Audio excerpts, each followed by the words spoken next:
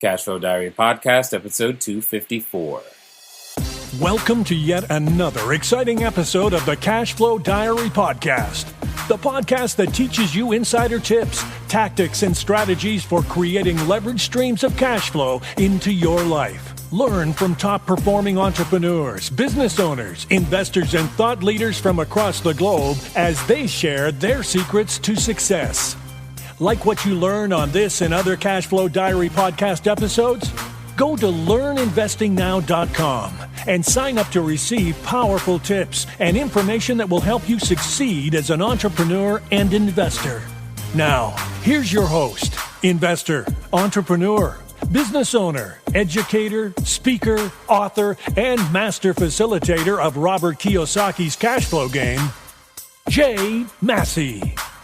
All right, ladies and gentlemen, welcome to another episode of the Cashflow Diary Podcast. I'm your host, Jay Massey, and I'm glad that you are here today because you are going to learn something. Yeah, that's right. You're going to learn something again. That's exactly why we do this, right? You keep showing up because we do our best to find something for you to learn, something, one more idea, one more something. And I think today's guest is going to bring that in spades. Why? Because his perspective is completely different than yours, than mine. Why? Because he's from Australia. Simple as that. That's all it takes. Growing up differently, he'll look at real estate differently. He'll think about everything differently. And I think you're going to learn a lot today. He himself has his own podcast as well. So I'll make sure that you have the ability to go and find out more about that. But what's important for you to understand right now is that we're talking to Reed Goossens. Now, here's the point. Was a qualified structural engineer and project manager. Now, that's impressive, but here's the things that I like. Because he's been doing this for a while, and he loves commercial. Now, you know me and my love affair of commercials. Great. But he also does other real estate investment projects, not only in Australia, but the UK and the US. And the one that I'm probably the most excited about is the London 2012 Olympic Games.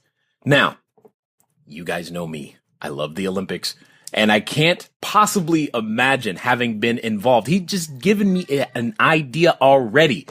Hey, there's a real estate development play right there. I have not had that idea. I have already learned something. So let me get him out here so you can learn something too. Help me welcome Reed Goossens. Reed's, you there?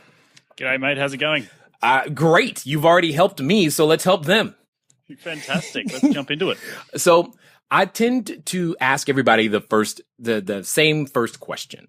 Simply put, I look at today's entrepreneurs a lot like yesterday's superheroes. So when I say superhero, I'm talking, Batman, Robin, Superman, most recently Deadpool, if you want to call it that, right? But before the superhero went out there and was delivering their services to the marketplace in the very fashion that they do, they were typically just a normal person. They had an origin story. They started somewhere. So what we want to know is before all the development projects in all the various countries, and especially the ones at the Olympic Games, what I would really like to know is who is Reed Goossens? Good question. Good first question off the first cab off the rank, if those like to say. Who is Reed Goossens? Reed Goossens, I'm from Australia, as you can definitely tell. That part was obvious.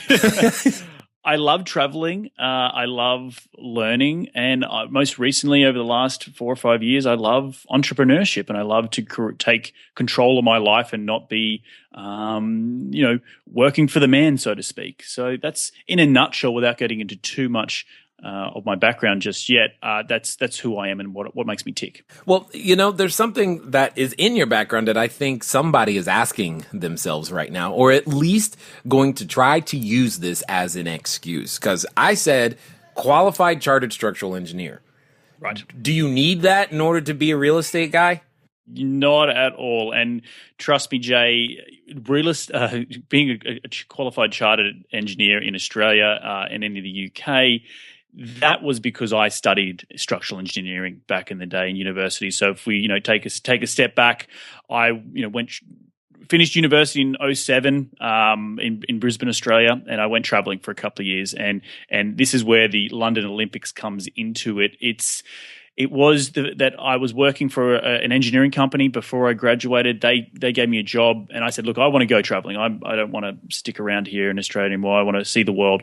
And they said, well, we've got an opening for you in the London office. Would you like to go? And I said, you bet you I would. So I packed my bags and I went over to London, and I worked on some projects related to the London Olympic Games in regards to development of the Paddington Station. You might know Paddington Bear for those listeners out there. I do. Anyway, I was working on the design team, loving it, learning a ton of stuff, but as a structural engineer. So I was still working in a JOB. Cut a long story short, had some incredible experiences working on site, working with the general contractor to understanding negotiations on a big commercial real estate sort of level, but not knowing really what my bosses were doing. So cut a long story short, was over there for about 18 months, came back to Australia, was sitting in my cubicle at a job, and I said, this can't be what I'm doing for the next 40 years of my life. And at the time, I had no idea what that was. And so, but I knew I wanted to, my idea was that I wanted someone to pay me to live my life. I want someone to pay me to go surfing in the morning. I want someone to pay me to just not have to go to work. And it took a long time. It took about, not a long time, but 3 or 4 months where I said to myself, Reed, you've got to make a change. You can't just be in a cubicle for the next 40 years of your life. As glamorous as working on the structure on the Olympic Games was, it's still working on a job, and I still have to answer to a boss, and I still sit in a cubicle and yada, yada, yada, and crunch numbers. And it just wasn't fulfilling enough for me. I wanted to be my own boss. I felt like that I was, I don't want to say star athlete, but I felt I had more to give, and just sitting on the sidelines working a 9 to 5 just wasn't fulfilling enough for me. So I actively went out and tried to learn something. What are all these business owners doing that I'm not doing? How do I become my own boss? And through that, I sort of understood, started to learn about, financial education and investing my money into something, getting my money working for me, not just sitting in a bank. And the penny dropped for me in terms of, this was when the first penny dropped anyway. It's happened a lot of times along the way. I said, I'm in engineering. I work with these massive developers. That's it. My dad had a bit of success in real estate. He wasn't not by no means an investor. He's just a teacher, but he had made some smart decisions, and he was very influential in my life. And I said that's what I've got to do. I've got to invest in real estate. But how do I invest in real estate? I've got no idea. I got limited funds. And so after sitting there and making this decision, it's real estate. That's what I wanted to use as a vehicle to create long-term wealth. I picked up the book Rich Dad Poor Dad, and that's the second penny drop in my life. And that is where I started to understand the value of passive income, to start building that check that someone was going to write me every day to live my life and go surfing and travel the world. So that is sort of in a nutshell my background, and that was back in 2008, 2009. Now, don't get me wrong. I've still continued to work up until very recently in engineering. It's a great job and has taken me all over the world, to Fiji, I've worked in New York, and I've worked here in LA. But the passion was to still get involved in real estate investing full time. So a couple of years after I got involved in the real estate world in Australia, I still had a big passion inside me to go and be an expat or an expatriate, as for all you listeners out there who don't know what that is. And that's to live and work in another country. There's a difference to going and visiting a country as a tourist. I loved going and being, living and breathing and the culture and working. And that's a different experience altogether. And I sort of made up, in my mind, I was like, well, I could handle the rat race if I'm living in another country and I can still work and earn some money. So that's what I did. I packed up my bags with my girlfriend and we moved across to the United States, and I landed on the ground. And I wasn't even on the ground in New York less than 2 weeks before I was at my first real estate networking event, because I was passionate about real estate and just, again, back to the Rich Dad Poor Dad, developing passive income. The bug had started about a year prior to that in Australia. I was going to a lot of seminars in Aussie and then a lot of networking events, and I knew I had to surround myself with people, and I was new to the city. So I just went to my first networking event, and I thought Australia had some great networking events, but by gosh, the New York was networking on steroids or something. It was incredible. And that's where sort of everything started, and that's where I met one of my business partners, who is still a business partner today, and we bought a few houses in upstate New York, and I slowly, I bought some cash flowing properties because the entry point here in America is a lot cheaper than it is in Australia, and I just found the value of cash flow through buying, duplexes and triplexes and going in there and forcing appreciation through increasing rents by giving the place a bit of liquor paint and changing the carpets and what else. And that was really valuable lesson. And I've gone on to now develop my own investing company, which is RSM Property Group, and I help pool money together or syndicate on large multifamily deals here in the United States. And I also I'm now developing, more of a personal brand, so to speak, because Jay, you and I have talked about offline a couple of times about the importance of raising capital from other people, but they won't trust you without credibility. So that's really in a nutshell where I am today, and moving forward, I'm working just on continuing to develop myself as an entrepreneur here in the United States and work on my business. Nice. Love it. Love every bit of it. Now, I have a very obvious question. I know someone is asking, and before I get the email, I should ask you. All right. Mm-hmm. You clearly could have chosen anywhere in the world to go. Right. So I have to ask you, why the U.S. for two reasons. One, and I think you started hinting at it, but I'm like, there are people in Australia who need housing. Okay. And two, isn't the surfing better over there anyway?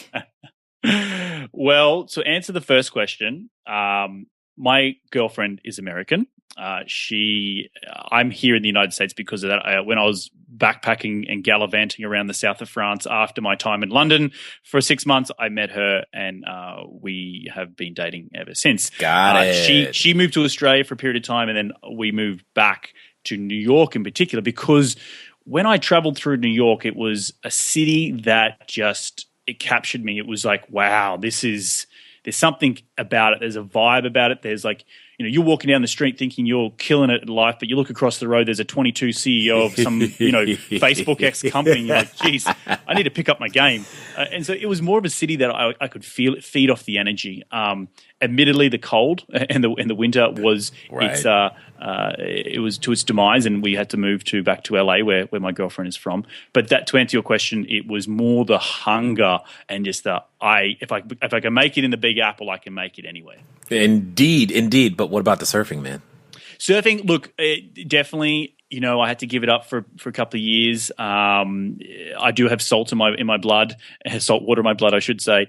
And I'm now in California and in loving being able to get up to Malibu or down to El Porto and Manhattan Beach and jumping in the water and getting a few waves and carving my name in a few of those waves out there. No doubt. Now, I'm going to assume, because you said something that I probably threw some of our U.S. listeners for a loop, especially knowing that you're in California.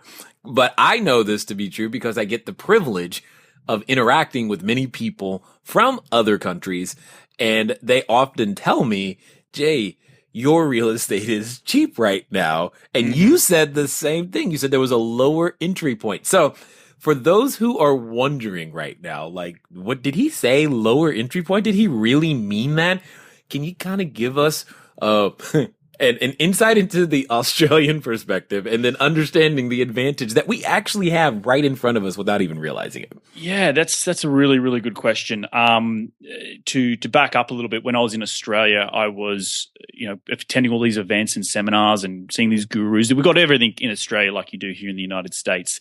People educating other people on lease options and how to flip a house, and that was what I was absorbing. And I got to the point in Australia, I was still working as a civil engineer, earning some okay money, and I was on the verge of pulling the trigger of doing something in Australia. But the entry point, in a bad neighborhood in Australia, you would still pay upwards of, I don't know, $200,000 of an entry point into an Australian market in a bad house in a somewhat bad neighborhood. Now, you've got to remember, Australia has a population of not even 1/10 of the US. So the population is growing exponentially very quickly. I think there's some statistic out there that it's supposed to double in the next 20 years. Wow. And through doubling, the Australian economy the housing market has continued to just, the last 20 years, just like double-digit appreciation. Now, don't ask me why, because I know a lot more about US real estate investing than I do about Australia,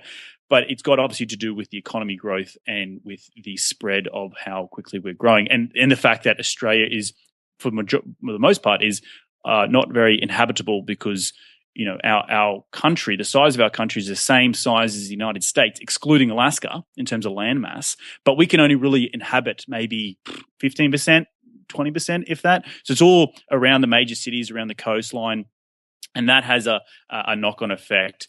Secondly, is that you don't find cash flow, or not that I had found any cash flow in Australia because the entry point is so high. The rents just don't reflect that you could make, your decent cash flow. So back to your question of, when I moved to the United States and I was like, wow, I can pick up something for $40,000 and it's going to rent for $1,000 a month or $1,200 a month. It blew my mind. And I was like, I have that, I can write a check right now. Yeah, this is good. I have that. Or, I have 80% of that sitting in my bank account. And so that was really a motivating factor to getting out there and, learning about it. And I was living in New York, so I couldn't buy New York, real estate, but I could maybe afford upstate New York. And I started looking around, and all of a sudden I found Syracuse, and, we can talk about whether that's a good market or not, but it wasn't the point. The point was that I'd identified a market that I could enter with what I had to work with, and it got me started. Right, it got me on my journey and I don't, not that I've reached any major heights. I'm just saying it's a one step along the way to building long-term wealth. Indeed. Now let's talk about the journey for a second, because everybody has said journey. I mean, we all start somewhere. What does that look like for you? So I'm assuming this is the first property. It's in Syracuse, and where has it gone since then? It's been sold. I sold it because I meant more your journey than just that house, but that's good. That one is done. Now we're on to the next one. So in terms of, we purchased the first one all cash, moving to the United States, obviously had no credit, zero credit. Right. Banks didn't want to lend to me. Oh, not at all. So that was an uphill battle. But then you tie that into the fact that I could buy this thing pretty much all cash. So I partnered with another guy who was just like, getting started as well. And we bought this thing together. It was a triplex. And we put some money into it, got it before the appreciation. 6 months later, I pulled some money out of that, bought a second one. And we kept doing that for a period of time until really our money ran out. And now I got to the point where I was like, wow, I have 5 properties, or, give or take. I could see the value of, duplexes and triplexes and having a little small portfolio. And I was like, wow, this is great, but I have no money. I've no money to do anymore. I was stuck. So a friend of mine, a couple of years back in late 2012, early 2013, or middle of 2013, came down from Canada, and I went out to dinner with him. And I said, "Mate, look, guess what I'm doing? Like, chuffing away. I've got these properties in upstate New York. Look, I'm killing it." And he said to me, "That's great, Reed. Well done. But I just closed on an 80-unit property in Canada," and my mouth just dropped open. I was like, 80 units? You did what? How did you get 80 units? I had studied with this guy back in Australia at university, and he's now closing on an 80-unit property. And anyway, he went on to tell me his story, and and this is where the third penny dropped in my life, was I needed to get to the next level. Like, I was still working full time, investing on the side, making a bit of cash flow, but nothing to be to the point where I'm like, I can quit my day job. Because the fact is also I have visa issues. To be in this country, I need to have a visa, but we won't get into that. Right. But to back to what you're saying, I knew about multifamily, the power of commercial real estate. Well, no, the power of multifamily. I didn't understand the commercial side of it until my friend had really educated me on it. And it just was sort of like that aha moment. It was like, doing what I'm doing on the duplexes, but timesing it by, 60 units and the power of the scaling that was just so incredible. But then there was the problem of, well, I can't afford a 60-unit property. How do I afford a 60-unit property? And that's where he was talking about other people's money and syndication and all these words I'd never heard about. And I went and then said, Reed, you got to up your game here. You got to go get yourself a mentor. You got to get yourself educated on how to now take your business, or your investing career to the next level. And that was through starting a personal brand, through websites, through trying to be in front of as many people as I can. You mentioned at the beginning, I've now just recently started a podcast. It's sort of all these different avenues to build credibility. And that's where I'm at today. And, just recently I helped close on a 250-unit deal in Texas. Had no idea that was going to happen last year. It did. I was blown away. But it goes back to making sure that, educating yourself on certain different investing things, different investing vehicles out there in terms of real estate, and then going out and having the mindset to execute that and being surrounded by the credible people, because you can't do it all by yourself. And the interesting thing that I like about what you just said is you didn't know that was going to happen. However, prior to that happening, the idea of getting 250 units might have been like, yeah, one day, 10 years from now, I'll eventually work up to having 250 units. Yep. But yet, suddenly, a new idea comes into your life, a new way of thinking, looking, and perceiving the world, and more importantly, the business that you're doing. Same business. You didn't even change. You just changed some thought processes. And then those thoughts then churned new different actions. And then all of a sudden, you're like, 250 units.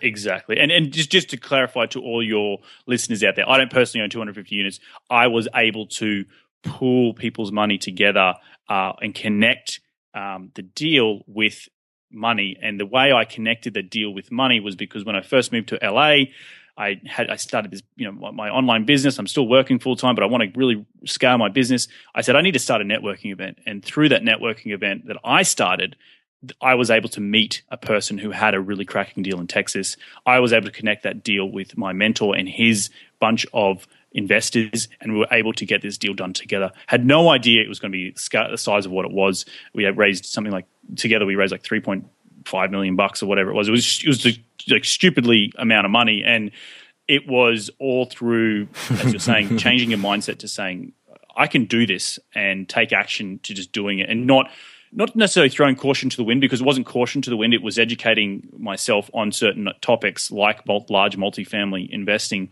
but understanding that I needed to. No one knew about me. No one knows who Reed Goossens is. A lot of people still don't know who Reed Goossens is, and I needed to get that out there. And the way I got that out there and increase my influence was through a small networking event that is still running today. And we had 30 or 40 investors at the event the other night, which was fantastic. So it's continuing to learn every day. Indeed. And that's the point. Now, for those of us that are profoundly American-centric, could you tell us what a cracking deal is? A cracking deal just is my Australian lingo-ness. It means just it's a hot deal. It's a piping hot deal. It's cracking. It's a cracking deal.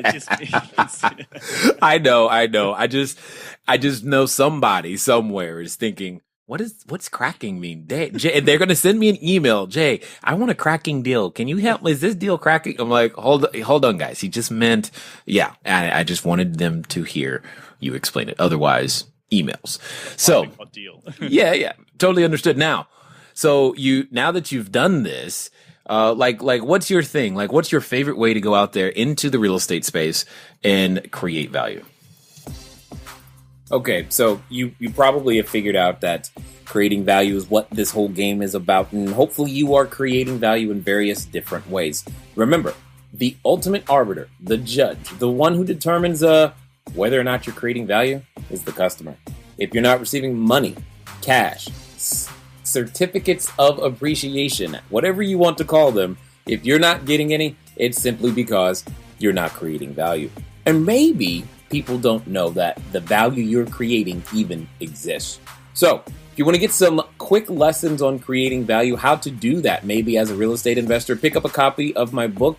Because you are listening to the podcast, you get a free PDF copy. Just go over to cashflowdiary.com, free book, or send a text message to 72000. Text the word book, BOOK, to 72000, and I will give you a free electronic copy of the book. And for those of you who like the audio stuff, well, we have a special discounted offer for the audiobook right behind that, if you so choose. Anyway, I know you want to find out, how does the Aussie want to create value? So I'm going to let you get right back to it.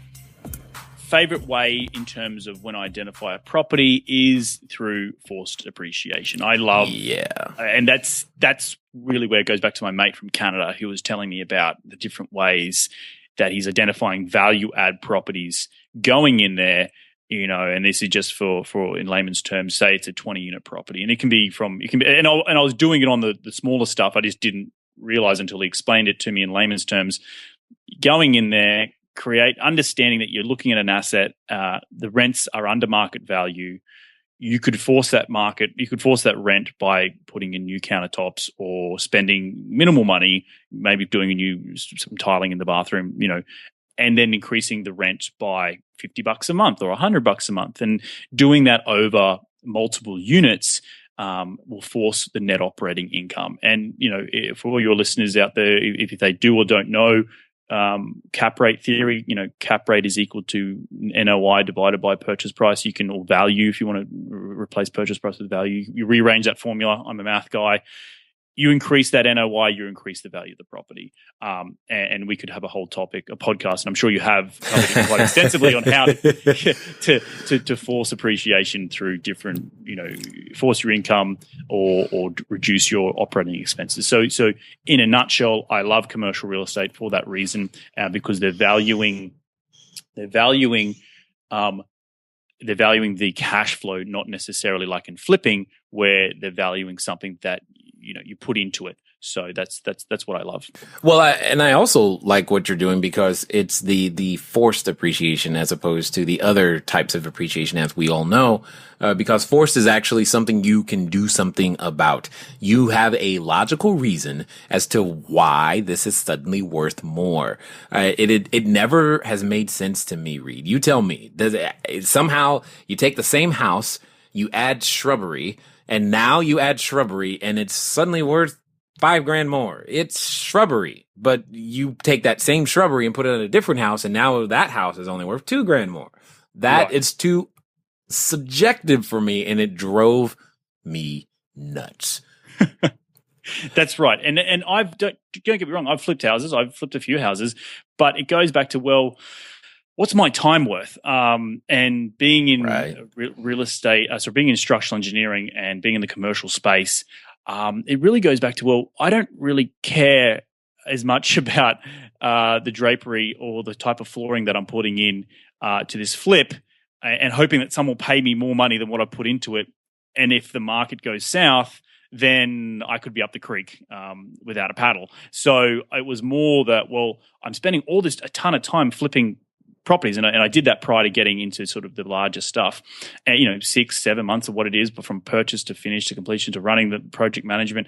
Why don't just use that 6 or 7 months, instead of doing it on one single family property, doing it on 60 units and having cash flow from day one? And that was probably the difference in the value that I saw, and understanding the power of commercial real estate and the valuing that cash flow that the banks love to value, because let's face it, commercial financing is more readily available for commercial real estate than it is for residential. And that's where I saw the power of my time, and in terms of leveraging my time and making sure that I'm getting cash flow at the same time, plus forcing the appreciation. So don't get me wrong, you can still make a ton of money in flipping houses. You just horses for courses, and I wanted to be in making sure my time was used correctly. Absolutely. Now, I happen to know that you also dabble, I'll say, in one of the other types of plays that I like, what I typically call change of use or phased or appreciation, where you actually change the use of a particular type of land, changing it from, whatever it is now to something that it is different. Can you share with us a little bit about what that is so that everyone else can possibly get an idea of like, hey, maybe that's for me. But more importantly, why you find so much value in doing that. Sure thing. And I think what you're alluding to is re-entitlement. Right. Yep. I love re-entitlement.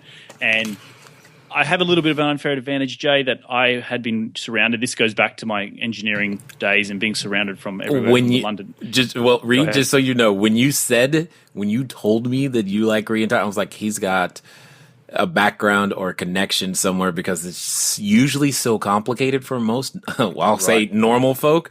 But I'm like, we got to talk about it, because if he's got that, other people need to know.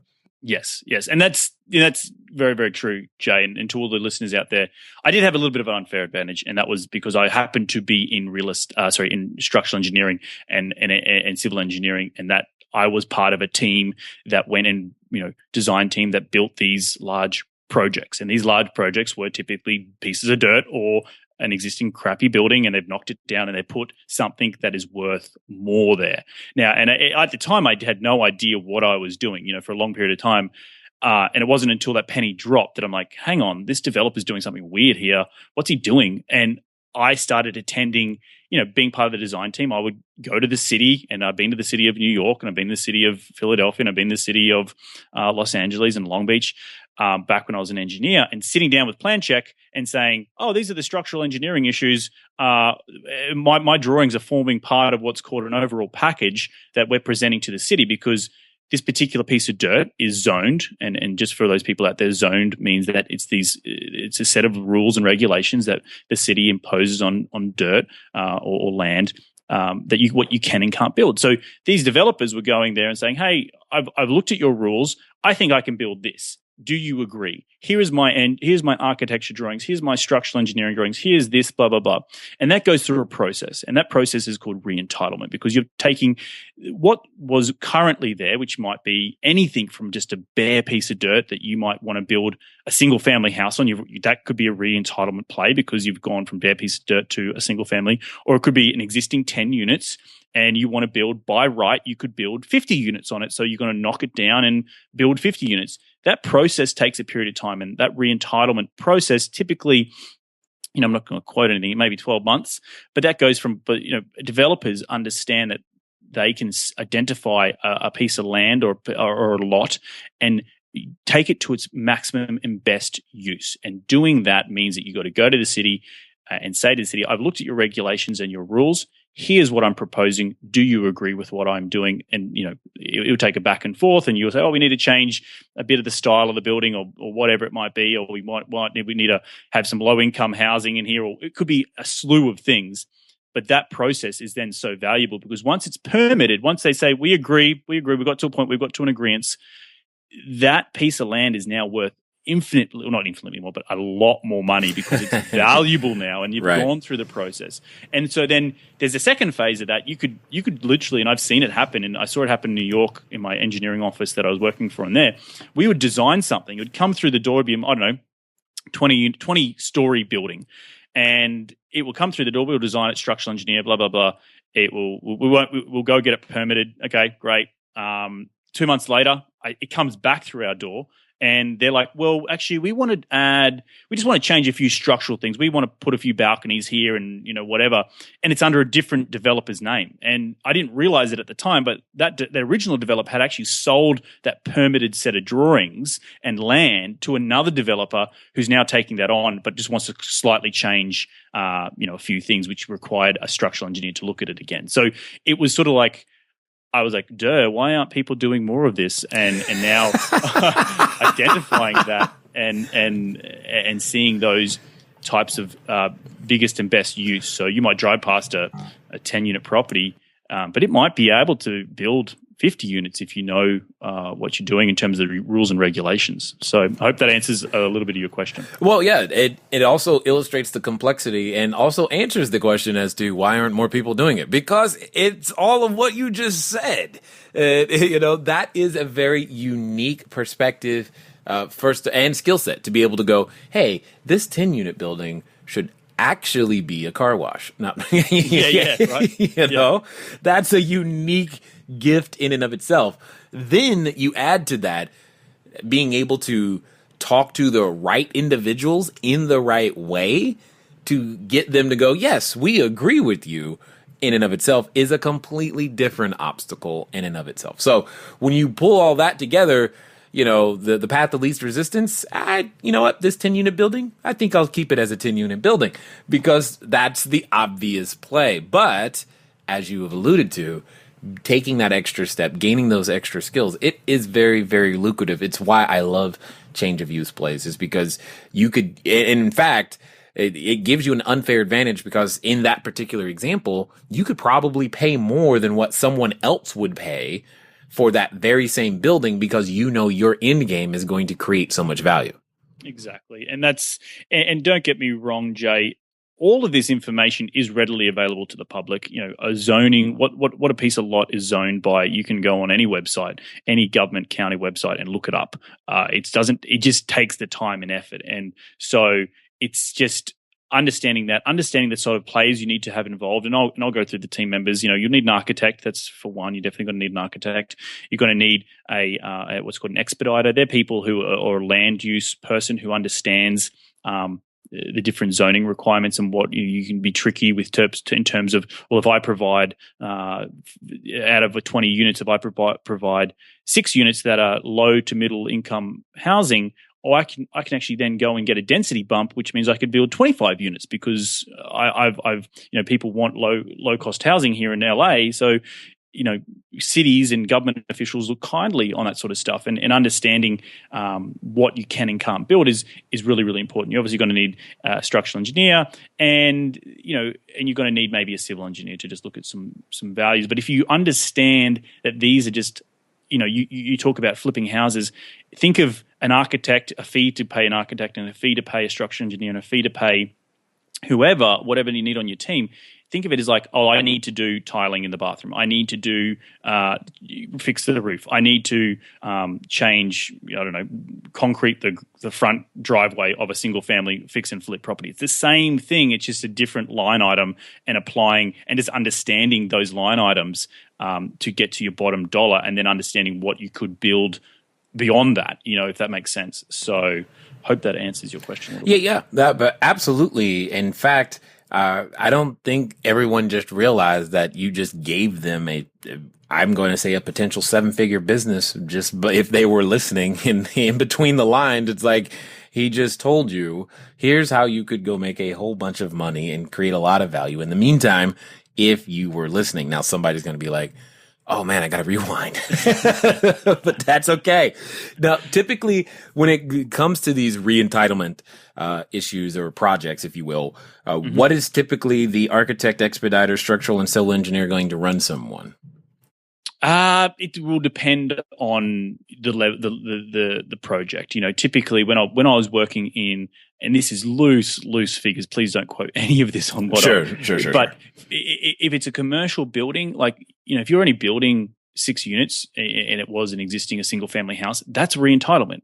You might have a simple re-entitlement might be that you have a large lot and you have a house that is movable, and you shift that house to the front of the lot and you split it, and you just create 2 different houses. That's re-entitlement. On the level that I'm doing it, or attempting to do it here in California, is more like 20, 30, 40, 50 new units. And, an architect can run at, $100,000, $150,000, but that's the entire process. But that's just, again, a line item, and being comfortable with those figures is just part and parcel of, when someone first looked at flipping a house, I don't want to pay $10,000 to do the roof. It's like, well, that's just what it costs, and you get used to that. Oh, it's $10,000 here in LA or whatever it might be. It might be $6,000 in the Midwest, and you just get used to those figures. So, roughly around $150,000 for an architect. Then you're going to have a structural engineer, and then you're going to have a civil engineer, and you probably a re-entitlement project on say 50 units. If we'll probably run you in the order of $300,000 to $400,000. Now, remember. Part of what I bring to the table in terms of my skill set being an unfair advantage, and we can talk about that, is that sometimes I'm now talking with architects who will defer that payment to once you've got it approved. You might have to give them a bit of money up front, And once you've got it approved and re-entitled and an increased value, then you could go and sell it to another developer, and they will get their money on the back end. And I've talked with a few architects who are readily available in LA to do that sort of stuff. So if you are interested, I can definitely connect people with the right types of people. So, well, I'm sure you're going to get a few emails, but one of the things that I was just thinking about that you had mentioned earlier is the subject of negotiations. People fail to realize how much value there is in that. But somebody, one of you, I'm talking to you, we're listening right now. And when he said the architect was 100, you were all with us. Then he said the architect was $100,000, and you was like, oh man, you just exited the conversation, stage left. Hopefully you are still listening, because later you heard him come up with a way to negotiate. Yes, that $100,000 is still quote unquote owed and due. It's very well earned,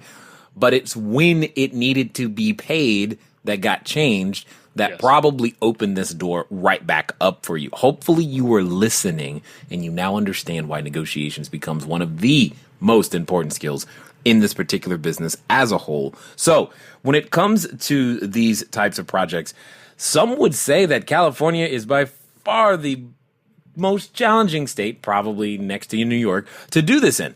Mm-hmm. Would you agree? I would agree. Yeah. Okay. I'm like, dude, try to make it easier. Go somewhere else and do it. I've re-entitled, I guess you could say re-entitled. I've done a few fix and flips in Philadelphia, which required me to go to the city in Philly. I added like 2 stories to an existing building. That still required, going to the city and understanding, okay, hey city, it's zoned to do this. Do you agree? Blah, blah, blah. The steps we just went through.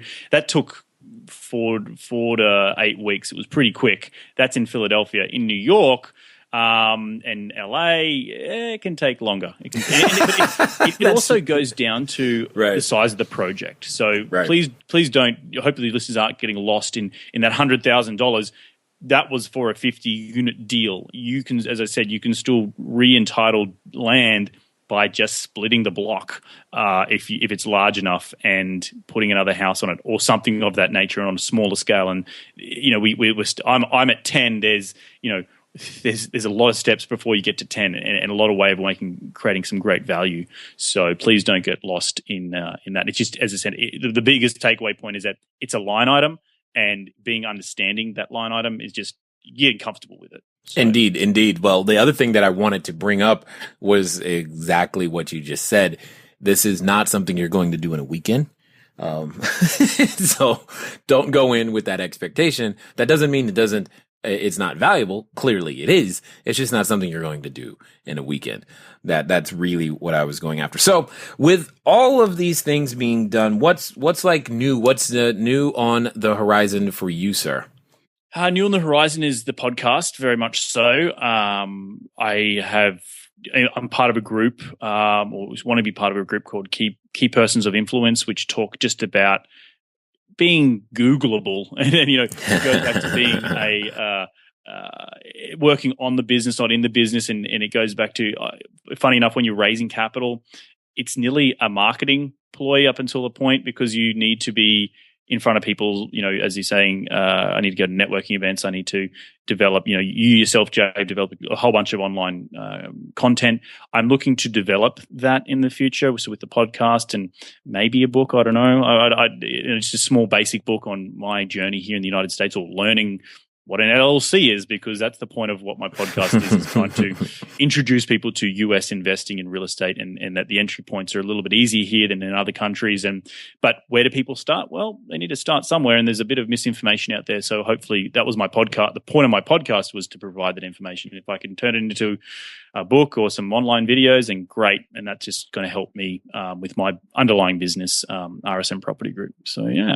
Indeed. And speaking of which, I'm sure that many listening to you thus far have learned that, well, he knows stuff. And I want to know stuff like him. So how can they track you down and find out more stuff? Sure thing. The easiest way to reach me is at my email is reed, that's REED, at rsnpropertygroup.com. That's R for Roger, S for Sam, N for Nancy, all one word, cashflowdiary.com, or you can go to my podcast, which is Investing in the US.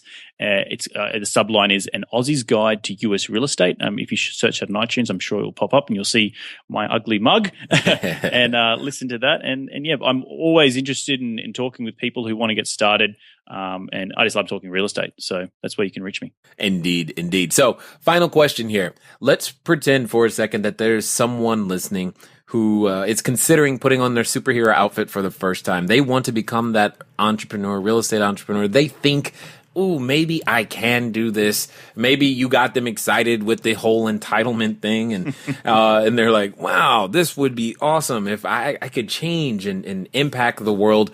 However, they still have that voice in the back of their head. And I know, Reed, you know that voice. Mm-hmm. You've done battle with that voice time and time again. So what would you say to that person who is yet to move forward, but is still grappling and wrestling daily with that voice in the back of their head?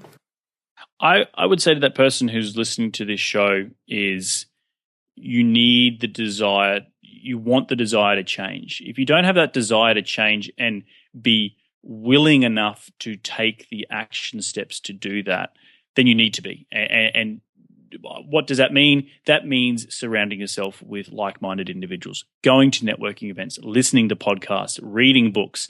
Once you get to a point where you're comfortable, then you can start taking action. And it's, goes back to increasing your financial IQ or just educating yourself on how you can create whatever it might be, whether it be an entrepreneur or whether it be long-term wealth or whatever that might be, and understanding your why factor and really acting on that. And that's probably my biggest. I would say if you, and this is going to be an action step for everyone.